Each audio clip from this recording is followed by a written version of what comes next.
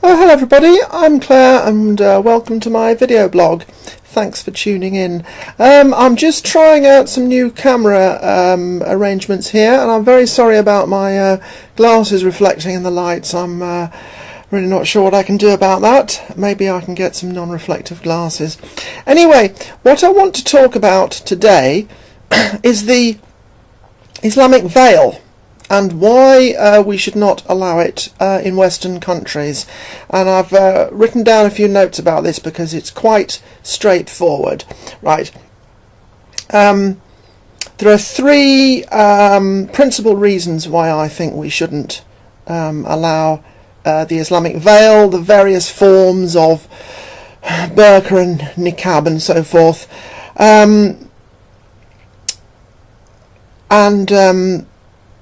This is because, three reasons: identification, communication and cultural challenge. Now, I've looked this up on an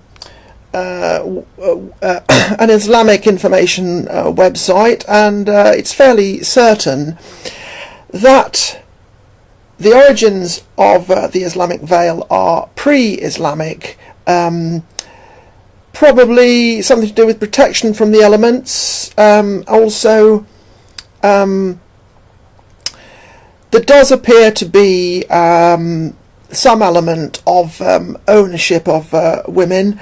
I see that apparently the Mamluk sultans in the 13th century made this a more general edict. So it's not something that is obligatory. The wives of Muhammad were veiled, but people go to great lengths to say this was a special dispensation. Also, there seems to have been the protection of high status women from the views of lesser rank individuals, and we can kind of see an element of ownership in that. Also, when I was thinking about this last night, I thought, well, there could well be some element of it being due to the quite warlike nature of the desert cultures of that location and that era, in the pre-Islamic era. Seems to be recognised that it was a warlike culture. Anyway, so those are the origins. Now, identification. The reason, the very first reason why I started noticing this, obviously I'd seen the odd person in a full body covering on the streets from time to time. Used to see the odd person in London, and that was, decades ago I'm talking about here. And it was just a cultural curiosity. There wasn't really any kind of anything a great deal attached to it, other than there's probably some, rich foreign ambassador or something, and but in those days it wasn't a statement of presence, and I'll get onto that later. But the thing which really drew it to my attention was about 2 to 3 years ago, 2 years ago perhaps. I think 2014 was the year that I really started to change a lot of views about this stuff. And I was on a bus, and I was also noticing that there were only about 3 other white people on the bus, and some of those could have been EU. Anyway, I was just happened to glance up where the driver conductor was taking a fare, and I noticed that there was presumably a woman in a Islamic full body covering. Her eyes there was a slit for her eyes, and she had a rather heavy pair of glasses on, which would have made it difficult to recognise somebody by the eyes alone. I remember thinking about that and thinking, this is a little bit out of order. Oh yes, well, the point is that I saw her showing a bus pass to the driver. Right, how can this possibly be? And again, I saw something similar to this sometime later, and this time I was behind the person. So I said to the driver, how do you verify the identity of that person? And he said, I'm sorry. So I said, how can you know that somebody is the possessor of a bus pass when you can't see their face? And I know, I'm sorry. It became quite clear to me that he was actually quite worried about making any kind of statement about this at all. This was when the real rise of political correctness was coming. It was about 2 years ago, wasn't it, when really things started getting ramped up. So I let it go, because I thought, well, I don't want to put this poor chap into an even more difficult situation than he already feels to be in. But I did post something on Facebook, and this was the time, 2 years ago or more, when I still used to have a lot of kind of lefty social justice people as my friends on Facebook. I used to know a lot of people from that kind of culture here in Leeds, and I also used to know quite a few people who were associated with the gender studies department. Anyway, somebody posted, I just posted that on my Facebook status, that I'd seen this, and I was concerned as to how possibly a bus driver can be able to identify somebody from, in a situation like this. And I got a pile of results, a pile of responses coming back to me, and this was people who are supposedly my friends, saying, and one of them actually said, "That is so racist." It's like, I'm saying, how can a bus driver identify that somebody is the person on the bus pass when they have a full face covering? I did not make any allusion to their race, certainly not to their race, and only by implication to their religion, because of the religious form of the body covering. So this was quite extraordinary. I, of course, challenged it. I'm not somebody to let these kind of things go. And, oh, I'm so sorry, that wasn't a racist remark. I was talking about identification. How can we possibly have people in our society passing off identification in this manner when people go into banks? They're required to take their crash helmets off. Generally, normal European citizens are required to, when I got a picture for my bus pass, I showed my whole face. In fact, the photographer asked me to take my glasses off, so I'm sorry about that, but I have to read this. So my face was completely bare, and yet these people, I've actually seen instances where people are apparently now going to be allowed to show their identification as a picture of them wearing a full face covering. It's utterly absurd. And so there is quite clearly a double standard here. Right, so obviously there are security implications for that, quite clearly. I mean, do I need to kind of labour this point? Should we, this is the whole kind of social justice warrior thing, that we should be more worried about offending someone's feelings or hurting their feelings than actually checking if they are safe, or if they've got a bomb under that or that covering, or if they're somebody who might be on a police wanted list, So it's utterly absurd that this is very similar to the way that our governments have allowed hundreds of thousands of undocumented people into Europe over the last year or two, and just making excuses for them. There's something very bizarre about the way that when somebody probably of Muslim or Middle Eastern or North African origin comes to this country, they seem to get a kind of legal protection that if any of us you know, tried to pass off, you know, claiming identity with a full face covering. I mean, it'd be ludicrous. It is ludicrous. So, security, identification. We've got to have it. Now the second point, that's identification. The second point is communication. Something that bothers me about this is that unfortunately I'm not able to make proper full... here we are. Look, I've pulled my...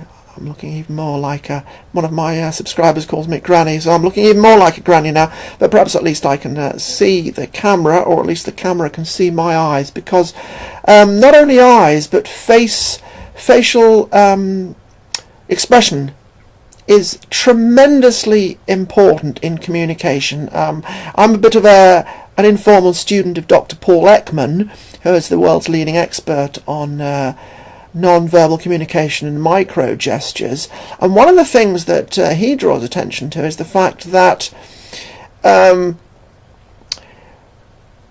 of the things that security people, the sort of people who are Secret Service officers who are protecting the presidential candidates in America, they are trained in recognition of micro gestures, so that they can see in a crowd, say, you know, at a caucus or a convention, they can see, they look into the crowd, they're not listening to Donald Trump or Hillary Clinton, they are looking into the crowd, looking for people who are doing slightly unusual things, little micro gestures, looking suspicious, and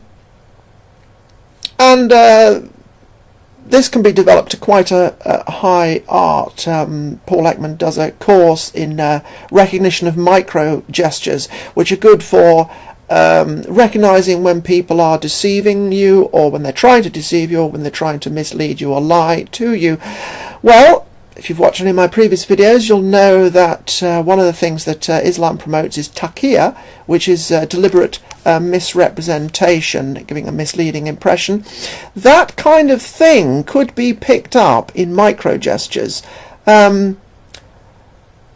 So people who are covering their faces, I mean, in any normal society you might find people would say, well, why are they covering themselves? You know, okay, so they claim it's this cultural thing, but you know, if you go back 70 or 80 years, if it had been during the Second World War and people had been walking around London with these kind of full face, full body coverings, they would have been locked up in no time, because they could be anybody. They could be, you know, an enemy agent. That's the point.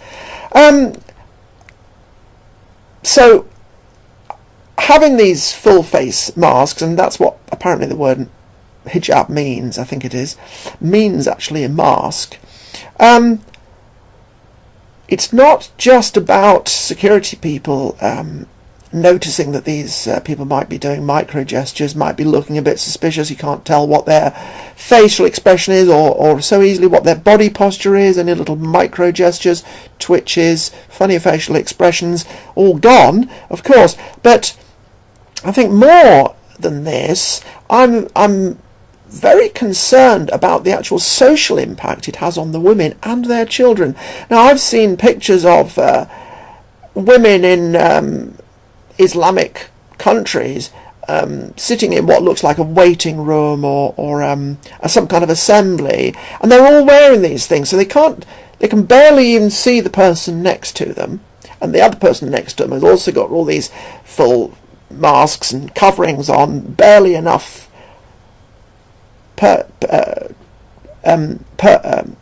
barely enough gap to allow them to see through. And of course this must have some kind of effect on their social skills, their social communication with their peers. It must be incredibly isolating. It was this image of all these Islamic women sitting together with all their coverings on that actually stimulated me to want to make this video, because I thought, what can it be like? I mean, you know, you can't engage in the kind of casual interactions that are necessary for the cementing of trust in a society such as we live in. So, and then finally, I've noticed this for some years. When these women have children with them, the children look bewildered because they're in a busy town centre on the bus, and they can't tell what micro cues and non-verbal gestures their mother is giving to them, and so the child feels abandoned and alienated. And particularly one of my special interests is child development, and this is a really major thing. So it's actually, I would say, in a way, a kind of child abuse, because you're abandoning the child in public. They don't know what's going on. They're not able to get the general flow of interaction with the mother. Now, the final one I want to draw attention here is the cultural challenge. Right. So we've had people who it's hard to identify them, and they are not easily communicating with with other people, bus drivers, people in queues. It's alienating, it's distance. So I would call this cultural challenge. It's no longer some visiting dignitary and it's all a bit of a spectacle and we all have a laugh about it. It's a statement of Islamic presence. You see more and more of them. You see several together now in town, and this demonstrates that we are expected to allow these foreign different values for incomers to our country, who are exempted from our local laws and customs because they're not asked to take these coverings off when they go into a bank. And now I also do feel that there is some kind of statement of ownership of women here, at least it expresses a different power relation than what we are accustomed to in this country. So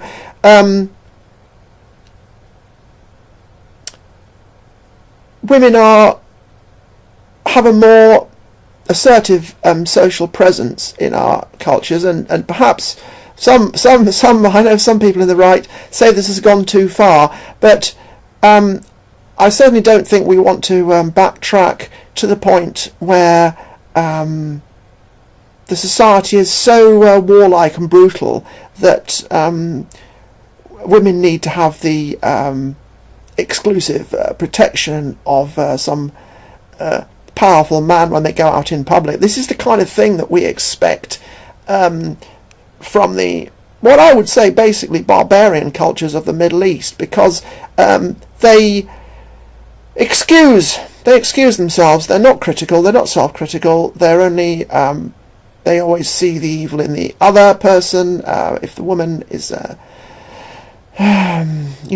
too much skin showing, then it's her fault if she gets raped, and I certainly wouldn't want to be on the receiving end of that.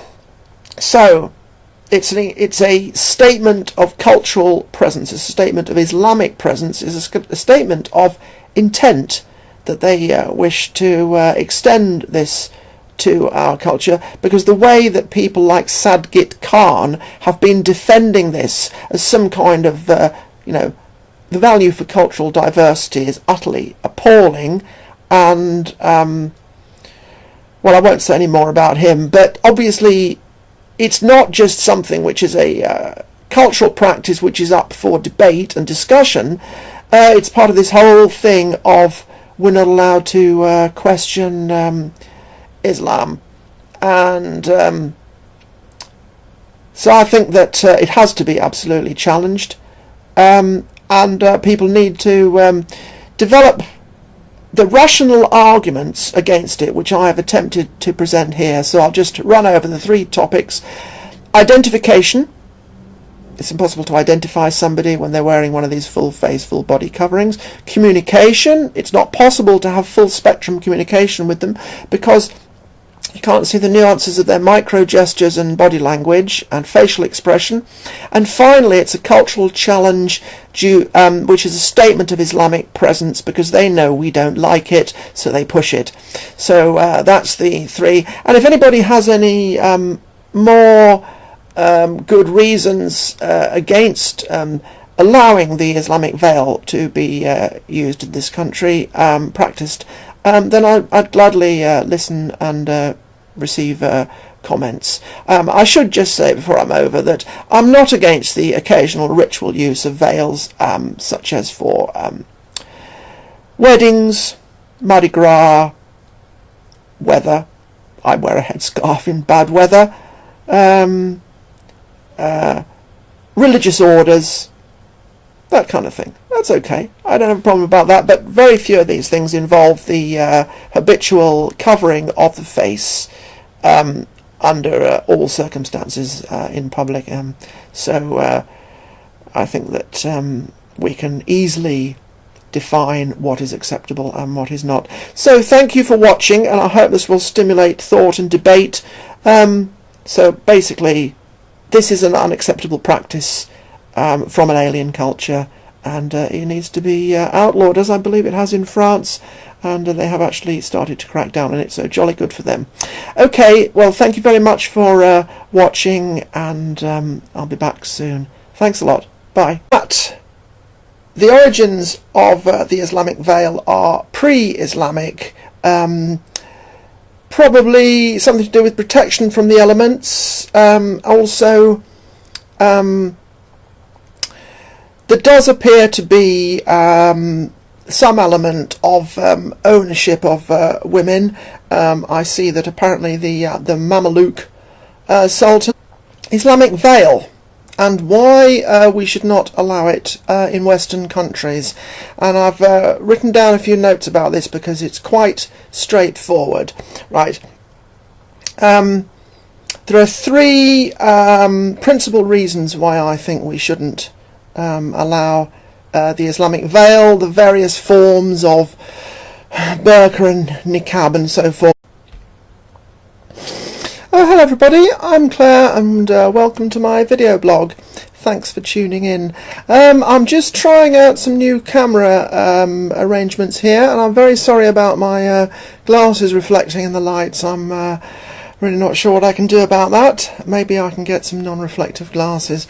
Anyway, what I want to talk about today is the